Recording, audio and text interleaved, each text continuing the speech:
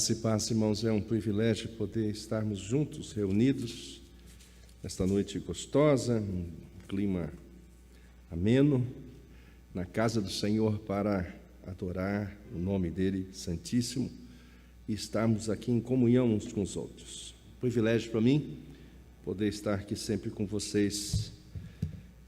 E eu quero convidá-los para abrir a palavra do Senhor no Evangelho de Mateus, capítulo 14, versos 13 até 21. Evangelho de Mateus, capítulo 14, do versos 13 a 21. Diz assim: Jesus, ouvindo isto, retirou-se dali num barco para um lugar deserto à parte. Sabendo as multidões vieram das cidades, seguindo-o por terra. Desembarcando, viu Jesus uma grande multidão, compadeceu-se dela e curou seus enfermos. Ao cair da tarde, vieram os discípulos a Jesus e lhe disseram: o lugar é deserto e vai adiantada a hora. Despede, pois, as multidões para que, indo pelas aldeias, comprem para si o que comer. Jesus, porém, lhes disse: não precisam retirar-se, dai-lhes vós mesmos de comer.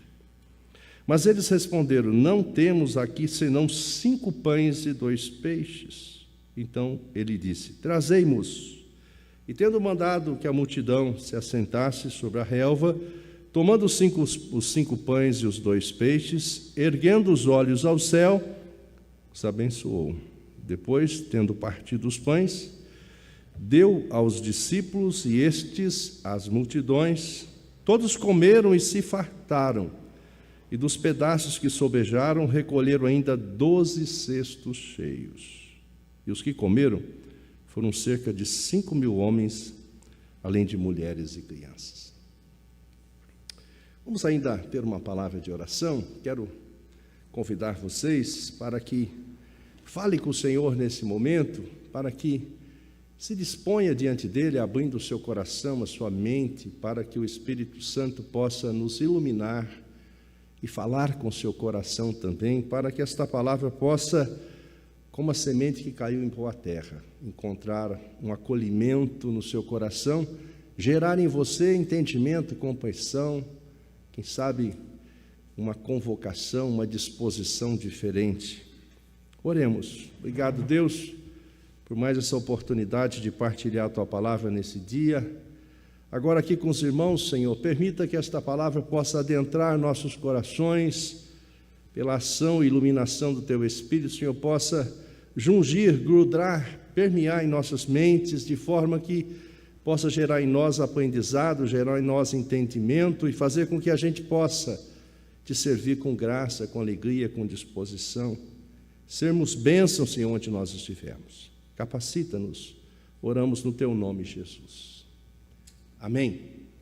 Amém, irmãos? Estou acostumado a ir nas outras igrejas que os amém são fortes, hein?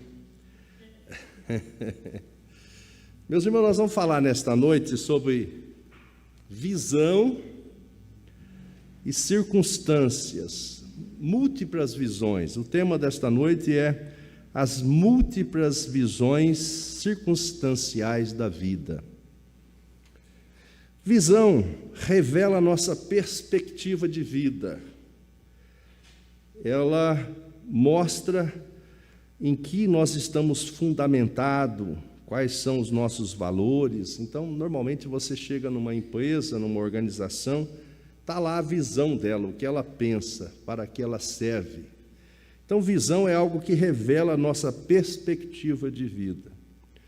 Circunstâncias é indício ou prova que conduz o conhecimento de uma situação real, de um fato ou estado. Então, nós estamos aqui na mesma circunstância, no mesmo lugar, com a nossa multidão aqui presente, com o propósito imbuído de orar e agradecer a Deus, de ouvir a sua palavra, de sairmos daqui mais tocados, mais sensibilizados, mais dispostos a servir ao Senhor e compreender da sua palavra o que Ele tem para nós.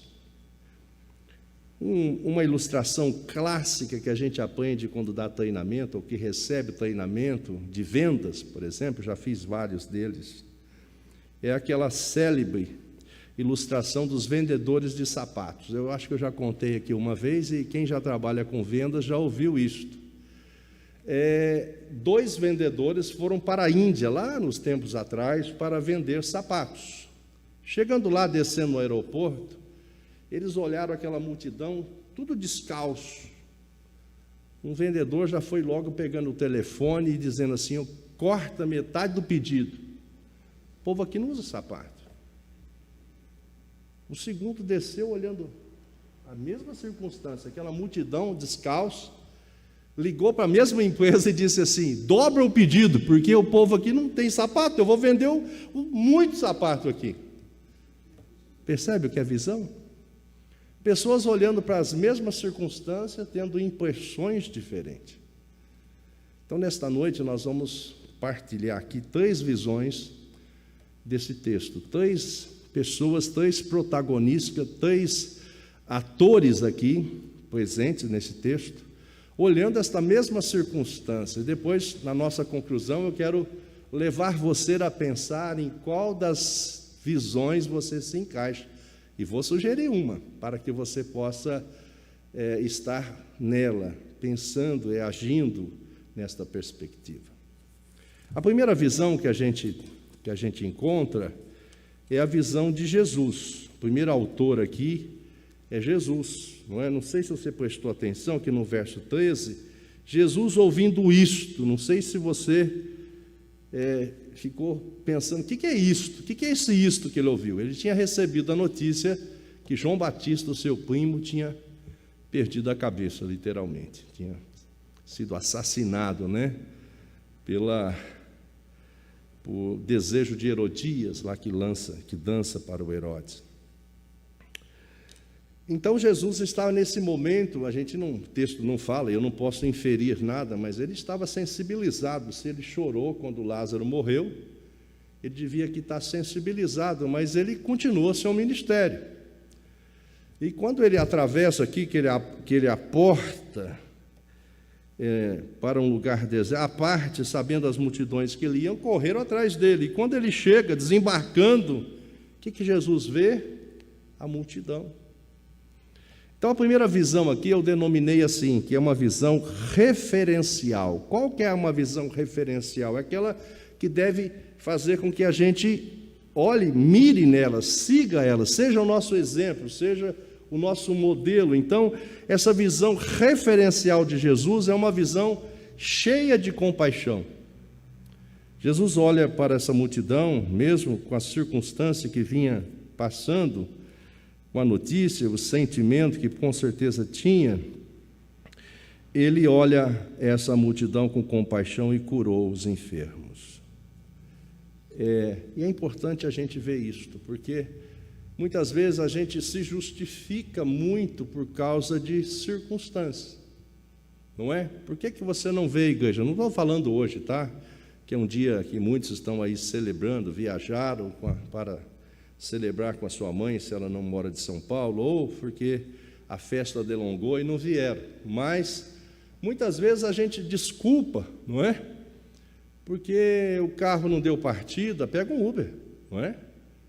Compreende? A gente justifica o não fazer um compromisso por causa de uma circunstância, por causa de uma eventualidade. E a gente permite que o nosso foco de vida seja mudado por qualquer circunstância, qualquer coisa que aconteça que não estava no programa, que não é impeditivo, mas que eu posso dizer, não vou. Percebe? Então revela, lembra que visão revela as nossas prioridades, aquilo que a gente considera prioritário. Então Jesus mostra aqui que a prioridade dele veio para salvar as pessoas, para curar o mundo, curar da maior enfermidade que tinha, que era o pecado. Mas enquanto ele estava no seu ministério público aqui, ele curou as pessoas, ele libertou os que estavam opressos e oprimidos por demônios. Enfim, a gente conhece o ministério de Jesus. Jesus não se deixou perturbar por outra circunstância que não fosse o seu foco fulcral que estava voltado para cumprir o seu propósito. Até mesmo lá, nos últimos momentos de Jesus, no Getsêmani, ele ora, e o texto diz que tem sua sangue. Ele diz: Pai, se possível, passa de mim esse cálice, mas, sobretudo, seja feita a sua vontade.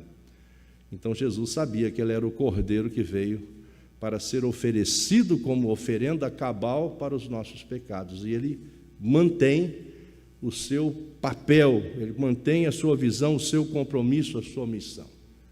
A gente vê no início do ministério de Jesus, quando ele passa 40 dias no deserto, ele é levado depois por Satanás para ser provado, e a gente imagina as necessidades que Jesus tinha, materiais, corpórea, e o inimigo o tenta, mas ele vence todas as tentações citando a palavra, não é?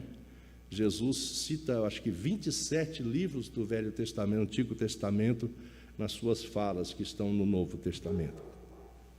Então a gente vê que Jesus não muda o seu propósito, a sua visão ministerial, a função para a qual ele veio por causa de circunstâncias outras. Ele segue o seu ministério. Alguém pode dizer: mas ele era Deus, mas ele era homem também.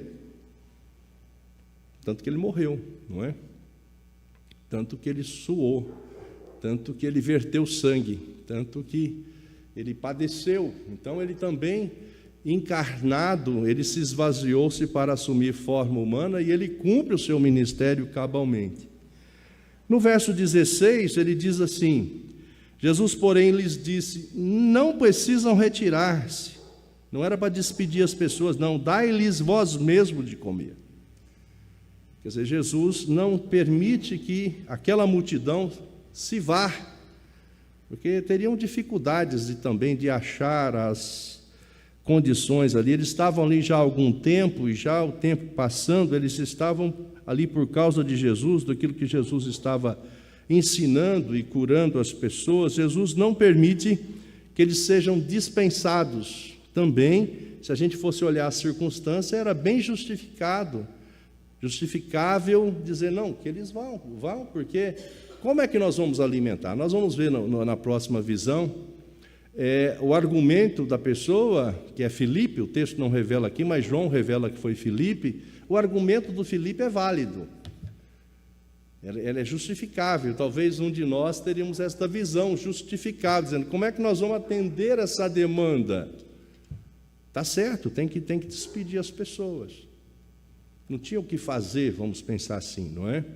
Mas Jesus não permite que dispense as pessoas. E no verso 20, ele vai dizer: todos comeram e se fartaram, e dos pedaços que sobejaram, recolheram ainda 12 cestos cheios. Eu penso que aqui foi uma medida pedagógica de Jesus, deu um cestinho para cada apóstolo carregar, não é?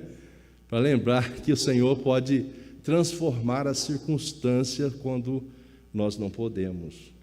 Então veja, esse primeiro momento, essa primeira visão dessa circunstância é uma visão referencial, uma visão voltada de compaixão. Se é referencial, Jesus está nos ensinando que somos seus discípulos, que a nossa visão para uma circunstância tem que ser o mesmo propósito, termos compaixão.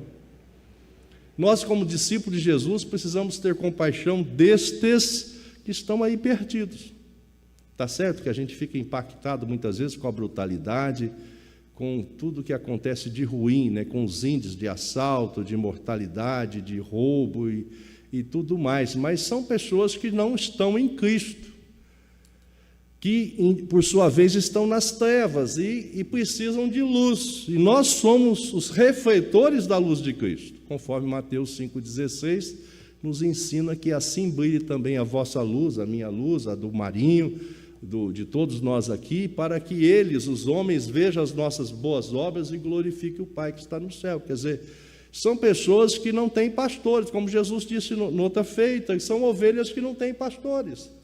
E nós somos os que anunciarão, que devemos anunciar que Jesus salva, cura, transforma corações. Então, as circunstâncias, muitas vezes, nos impedem, dependendo da leitura que a gente fizer.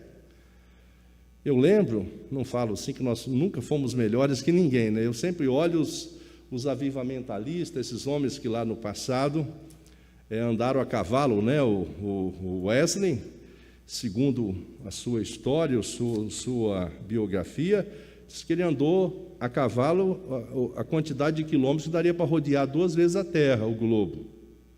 Esse tempo eu fiz uma viagem para Dourados, 15 horas de ônibus, o pessoal ficou com dó de mim. Eu falei, não, não precisa ficar com dó, não, o ônibus não é leito, vou deitadinho, vou bem confortável, né? É realmente uma viagem grande, mas dá para você alternar, dormir, sentar, esticar a perna, ler, trabalhar, mandar e-mail, escrever, dá para você fazer muitas coisas, não é?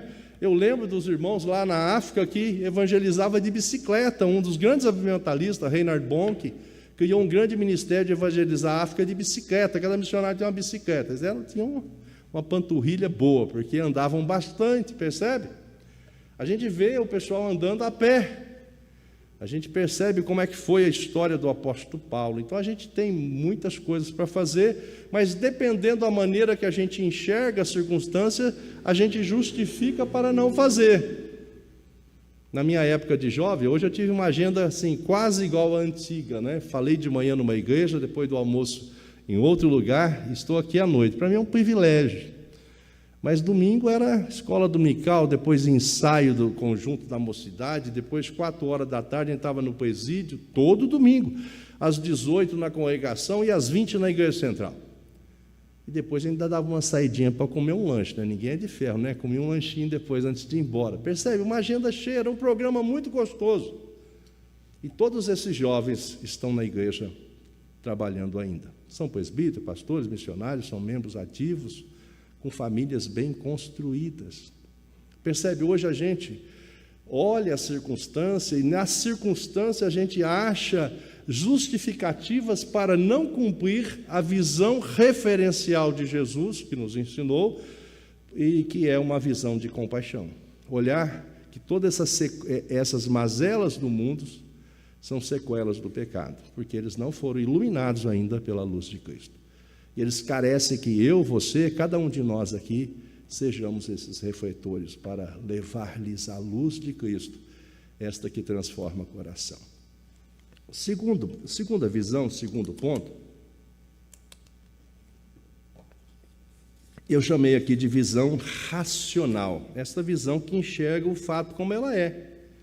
E precisa enxergar o fato como ela é também, não é pecado enxergar o fato como ele é, você está vendo o fato. A circunstância está aos nossos olhos. Se você tem entendimento, compreensão, você vai enxergar o fato como ele é. Mas o que a gente não pode é ficar parado diante do fato. Essa é a grande questão. Enxergar o fato é interessante. É claro, se você está com as faculdades mentais em dia, você vai enxergar uma circunstância, ver as necessidades dela. E o texto aqui, não esse, mas o de João, fala que foi Filipe que apresenta aqui no verso 15, ao cair da tarde vieram os discípulos a Jesus e lhe disseram, o lugar é deserto e vai adiantar da hora, despede, pois as multidões, para que indo pelas aldeias, comprem para si o que comer. Filipe não está errado. Filipe é um camarada que toda a equipe precisa ter um Filipe.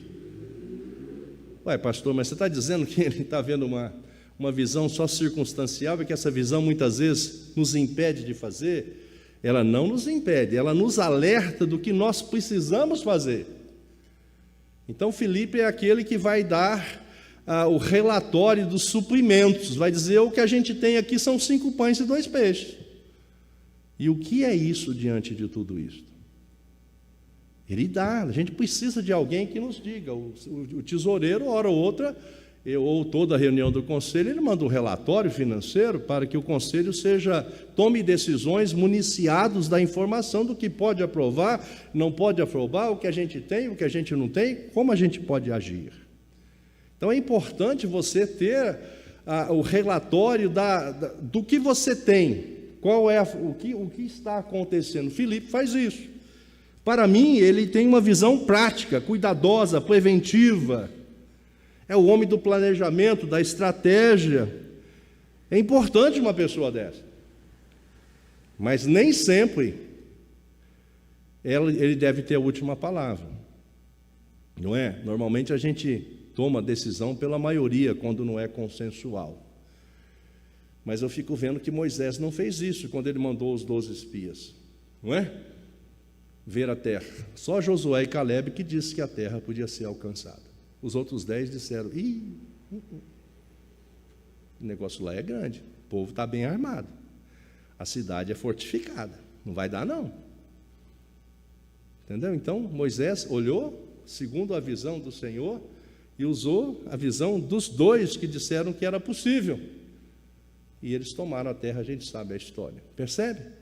Nem sempre esta visão, pois ela deve ter a última palavra. É uma visão muito importante a gente ter, mas ela não pode reger a nossa vida. Ela não é para nós a visão referencial. A visão referencial é a visão de Jesus, a visão que está cheia de compaixão. Mas Filipe dá o histórico. Ele chamou a equipe de assessoria e disse, olha, não tem como. O ideal, Senhor, a coisa mais prática a fazer é despedir o povo. E vai dizer, se a gente tivesse 200 denários, o salário de 200 dias de um trabalhador não seria suficiente para comprar um pedaço de pão para cada um. E nós estamos numa das cidades maiores do mundo, São Paulo. E a gente não acharia em São Paulo 5.000 pães disponíveis para vender na padaria. Nem que se a gente fosse em 10 padarias. Porque o padeiro faz aquela quantidade que vende, ele tem noção mais ou menos. Está mais frio, vende mais, está calor, vende menos, ele faz 10% a mais, 20% no máximo. Eu tinha um padeiro que era presbítero, eu sempre brincava com ele, e aí, acertou ou não acertou a quantidade? Não é? Tinha dia que sobrava muito, tinha dia que faltava na metade do dia, não é? E nunca se acertava isso. Então, jamais, mesmo que tivesse padarias lá abertas, se poderia comprar quantidade de pães para alimentar aquelas pessoas, né? Era 5.000 homens mais mulheres, e naquela época podia ter mais de uma esposa, e tinha uma meninada, né? O povo tinha 12, 10, 6 era família pequena, então tinha gente de montão lá. De 15 a 20 mil pessoas, tinha 15.000 bocas lá, com certeza. Então seria metade de um pão, 7.500 pães no mínimo, para cada turminha comer lá. Então Filipe fala assim, Senhor, a coisa mais prática é despedir o povo. Essa é uma visão racional, importante ter. Em todo lugar, em toda organização, precisamos de pessoas que nos alertam, que nos digam com eficiência, com exatidão, quais são os nossos suprimentos, quais são as quantidades de suprimentos que a gente precisa para atender uma demanda. Mas essa pessoa não pode ter a última palavra. Pode até ser a última palavra, ora, em algumas circunstâncias. Essa informação pode fazer com que a gente conclua uma decisão, nos municie de uma decisão, mas ela não pode por si só, por ser algo factível, real. Ele estava mostrando uma realidade, é por isso que é uma visão racional, ser a última palavra. Por fim, a terceira visão aqui, é a que eu recomendo que a gente siga, é uma visão híbrida. É uma visão que entende a visão principal, que é a referencial, e trabalha com as limitações humanas. É isso que nós somos limitados nas nossas capacitações, mas sabemos que quando a gente cessa, quando a gente chega ao nosso limite, quando a gente se sente falido, diminuído, o Senhor faz milagres. Essa é a nossa vida, não é? As pessoas podem ser as mais ricas do mundo, quando ela está com o diagnóstico de que ela vai morrer em um mês, 90 dias, ele titubeia. E que o dinheiro que ele tem, bilhões, não consegue comprar mais um dia de vida, ele fica preocupado. Então, nós precisamos sim, nesta terceira visão, creio que nessa hibridez, nessa mistura, eu chamei aqui de visão participativa e transformadora. A visão participativa e transformadora é, apesar da realidade que estava ali, pelo menos 15.000 bocas no meio do deserto, já avançada a hora, como alimentar aquele povo que já estava com fome, apesar da realidade, crer em milagres. Eu creio que isso que tem faltado para nós nos nossos dias. A gente se justifica diante da realidade, diante das circunstâncias que são difíceis, cara. Muitas vezes a igreja para por falta de dinheiro ou por achar que está com pouco recurso, ela deixa de fazer um monte de coisa, um monte de ação, de responder aquilo para a qual ela foi chamada para ser, por causa de achar que tem poucos recursos. Mas esquece que nós servimos o Deus que criou todas essas coisas, o Deus que tem tudo em suas mãos, que pode fazer chover ou não chover, que pode nos dar saúde ou permitir enfermidade, que pode cuidar da nossa vida, que você pode amanhã acordar ou não. Por favor, acorde, senão vai ter funeral, vai atrapalhar a nossa agenda, viu? Por favor. Brincadeira, mas é dizendo que a nossa vida não nos pertence. Então, eu fico aqui admirado que esta pessoa é conhecido. Não fala quem é esse jovem. E eu fico admirado que a proatividade, o que moveu esse jovem a fazer isto. Vocês devem saber disso, que Jesus esperou até ter 30 anos para começar o seu ministério público. Porque no meio judaico, o homem só tinha autonomia para ser um homem com todos os direitos a partir dos 30 anos. Esse rapaz aqui tinha menos de 30. E não fala quem é.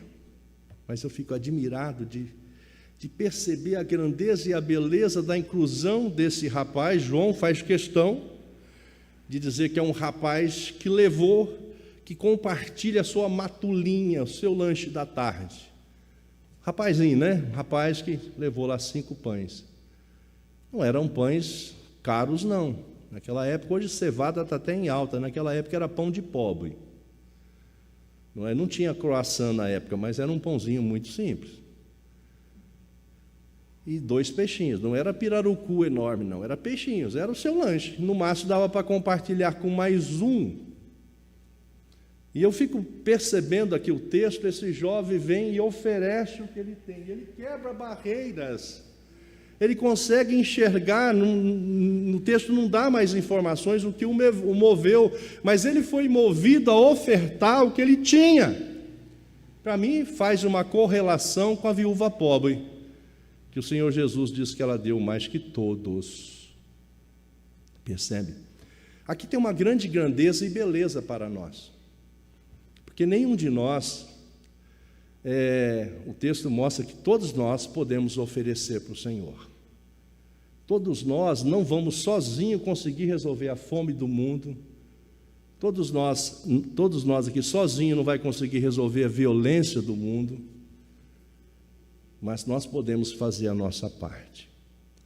E fazendo a nossa parte, o Senhor entra com a parte dele e transforma as realidades, transforma as circunstâncias. Então o texto aqui é maravilhoso porque, embora sendo uma oferta ínfima, pequena, insuficiente, mas ao mesmo tempo se torna uma oferta objetiva e proposital. Esse jovem de alguma forma creu, ele não fez isso aleatório, ele foi movido pelo Senhor. E muitas vezes você e eu somos movidos pelo Senhor. Mas a gente fala, mas o que é R$20 para um missionário? Se você já foi missionário, você vai dizer que R$20 é um dinheirão.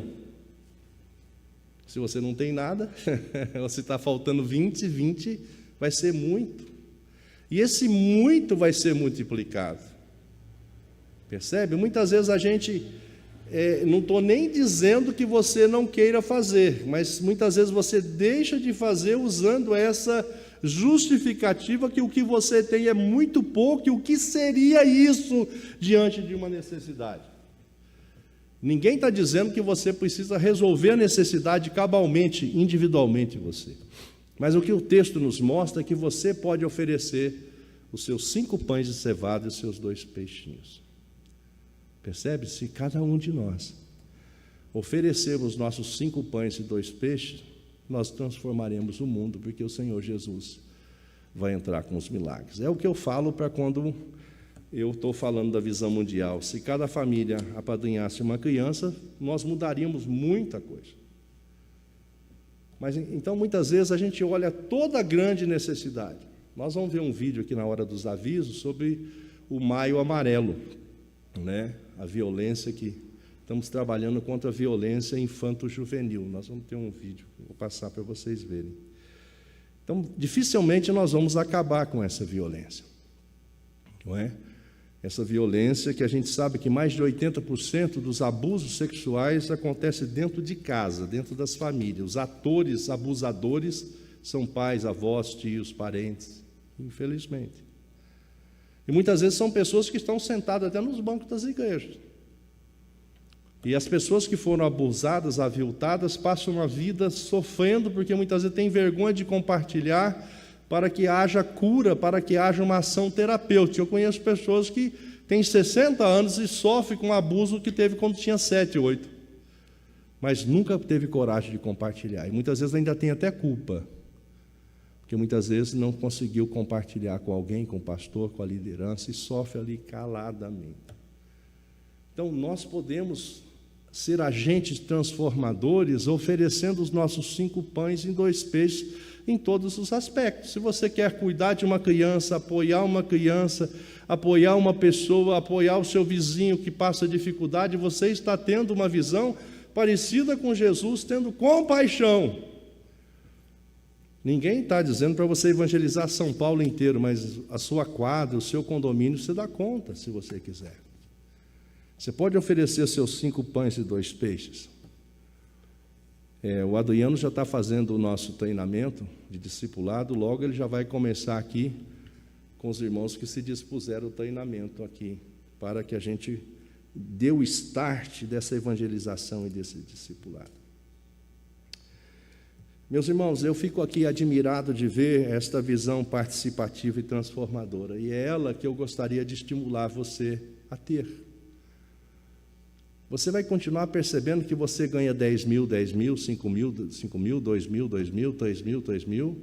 E você pode orar para que Deus te dê mais condições, você pode fazer um trabalho extra, mas Deus vai te abençoar se você, com 2, com 3, com 5, com 10, o que você tiver, você ofertar os seus 5 pães e 2 peixes. Não estou falando só de dinheiro, não. Ofertar o seu tempo. Ofertar prioridade na sua vida. Quanto de nós distraímos e perdemos tanto tempo em televisão, em Netflix? Eu me cobro disso, no celular. E muitas vezes nós não gastamos 10 minutos em oração devocional, porque não tem tempo. Será que não tem? Ou não priorizou tempo? Quantos de nós lê a Bíblia 15 minutos, meia hora todo dia? Não faz porque não tem tempo. Será que não tem tempo? Será que se acordar um pouco mais cedo e investir 15, meia hora para ler a Bíblia de manhã, experimenta fazer isso. Gasta mais um tempinho de oração. Durma mais cedo. Durma mais cedo para que você possa acordar mais cedo, disposto. Mas invista tempo em leitura de oração, leitura da Bíblia e oração. Tenha sua lista de intercessão. Orar pelos parentes, pelos vizinhos, pelos conhecidos, orar sem saber o nome, orar por uma quadra. Deus, me dê a oportunidade para eu ganhar uma quadra aqui para o Senhor Jesus. Quem mora aqui, esses moradores, me permita conhecê-los, me dê estratégia para como chegar a eles. Isto precisa incomodar nossa vida. Isso precisa fazer com que a gente pense semelhantemente como Jesus. Tinha motivo para se justificar, não é? Mas teve compaixão da multidão. Curou os que estavam ali quando chegou, não permitiu que a multidão fosse despedida sem alimentação, proveu para eles o alimento tanto espiritual como material. Nós precisamos, como humanos que somos, mas pessoas transformadas por essa graça salvadora de Jesus, transformada pelo Cordeiro Santo, pela presença do Espírito Santo em nossa vida e coração, agirmos semelhantemente a Jesus, com as nossas limitações.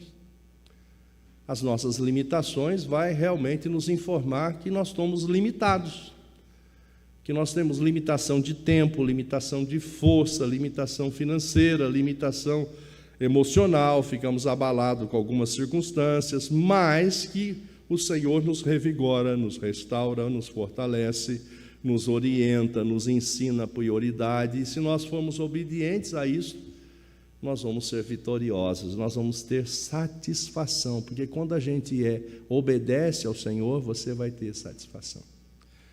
Tem um texto que o Guilherme Kerr compôs uma música, que diz assim: aquele que tem os meus mandamentos e os guarda, esse é o que me ama, e aquele que me ama será amado pelo meu Pai, eu também o amarei e me manifestarei a ele. Aquele que tem os meus mandamentos e os guarda, esse é o que me ama. E aquele que me ama, que guarda os mandamentos, será amado pelo meu Pai. Eu, Jesus falando, também o amarei e me manifestarei a ele. A manifestação está ligada à obediência. Então, irmãos, concluindo, não temos como fugir da realidade. A realidade está estampada, ainda bem que a gente percebe a realidade. Se a gente não conseguisse perceber a realidade, a gente teríamos alguma disfunção emocional ou psíquica que nos incapacitasse de perceber a realidade. Então, como a gente conclui? Não a realidade ela é cruel, a realidade ela é injusta, a realidade é desigual. Isso a gente sabe, não é? A gente sabe que quem tem mais dinheiro paga menos impostos, a gente sabe que não tem, parece que, imposto para iate, nem para helicóptero, tem para um carro de 19 anos, de 20 já não tem mais, mas 19 anos, não é? A gente sabe que a inflação altera muito a cesta básica, mas o rico lá não paga muito imposto sobre fortunas, e a cesta básica para ele não está nem aí. Então a gente sabe que esse mundo é desigual, ele é cruel. A gente sabe que quando alguém que é o CEO de uma empresa sofre alguma demanda inversa, o que ele faz? Corta funcionário. Não quer nem saber se você vai arrumar outro emprego, vai ficar desempregado, se não vai pagar a conta, se vai ser despejado. O cara não está nem aí, ele corta. Eu tenho que cortar a despesa, eu corto. O funcionário, na maioria das vezes, é um número. Esta é a circunstância. Esta é uma visão analítica, racional do mercado. Então, não tem tanto serviço, diminui a carga de funcionários para diminuir custo, paciência, e o cara se vira. Isso não é uma visão justa, mas é real. Então, precisamos olhar a semelhança de Jesus com compaixão, com empatia, envolver-se nas demandas e necessidades do próximo. A visão participativa transformadora, Jesus permite, mesmo com as nossas limitações, a oferecermos os nossos insumos. O que é insumo? São os componentes de alguma coisa. O insumo para fazer um carro são aços, são as peças que são transformadas em aço, são borracha que virou pneu, quer dizer, são os ingredientes. O Senhor permite que os insumos para os milagres sejam os nossos 5 pães e 2 peixes. Ele não precisa disso, mas Ele quer que você participe com 5 pães e 2 peixes, pão dormido, pão murcho, muitas vezes, que a gente não dá muito valor, mas Ele quer usar os 5 pães e 2 peixes, meu e seu, para transformarmos a realidade, percebe? Isso é muito bom, isso tem que nos alegrar, porque abre uma janela, abre uma porta muito grande para a gente perceber, opa, glória a Deus, então eu posso participar do milagre, então o Senhor quer que me usar para realizar milagre, é isso mesmo, glória a Deus, é isso. Então isso faz com que você se sinta partícipe do milagre, que você se sinta que o Senhor te incluiu no reino e Ele quer que você participe. Então não há agora mais como você se esconder. Eu não vou ajudar não, porque eu só tenho 5 pãezinhos e 2 peixes. O que é isso para a multidão? É muito pouco, mas entrega para o Senhor Jesus. Entrega para quem faz milagres. Eu aprendi recentemente, nessa semana, eu conheci Luiz Palau nos anos 80, um grande missionário argentino que foi chamado Billy Graham das Américas. Ele faleceu 2 anos atrás, na época do Covid, mas eu tive com o líder dele, agora recentemente, a semana passada. E ele dizia que o Luiz Palau tinha um mote: sonhos grandes, orações grandes e crer em milagres. Então, o ministério dele mostrava isso, que ele tinha grandes sonhos. Ele orou 30 anos por uma oportunidade de pregar em Nova York. E você vê a história, quando Deus permitiu a ida dele para Nova York, foram investidos 12 milhões, a colheita foi tremenda. Percebe? Grandes sonhos, muitas orações, orar sem cessar e crer que Deus faz milagres. Meus irmãos, nós temos um desafio ali, que ele pede para terminar. Nós temos aí uma ação jurídica para a gente resolver. Então a gente precisa ter muitas orações e sonharmos em resolver isto com a glória de Deus, para a glória de Deus, para a nossa alegria. Parece um bicho que não tem jeito de resolver, mas Deus vai nos dar a graça. A gente precisa acordar, despertar para isso e juntos orarmos para Deus nos mover os céus. Então eu vou entregar meus 5 pães e 2 peixes. Você entrega os seus. Vamos orar. Vamos pedir graça a Deus que nos capacite a viver esse milagre, a presenciar esse milagre, e Deus trazer de volta o povo que aqui esteve já, para celebrar conosco, para a gente inaugurar aquele templo, ir para lá, e não para dizer, como é que a gente é bonito, não, é para a gente servir melhor o reino de Deus. Muitas vezes nós estamos aqui sentindo essa dor, esse fantasma, esse medo de que a gente é incapaz de resolver, porque o problema é grande. É verdade, o problema é grande e somos incapazes individualmente. Mas o que o Senhor está nos ensinando? 5 pães e 2 peixes. Você tem, eu tenho, ele tem, todos nós temos 5 pães e 2 peixes. Está disposto a entregar os seus? O Senhor vai fazer milagres. Isso não só aqui, mas na sua vida.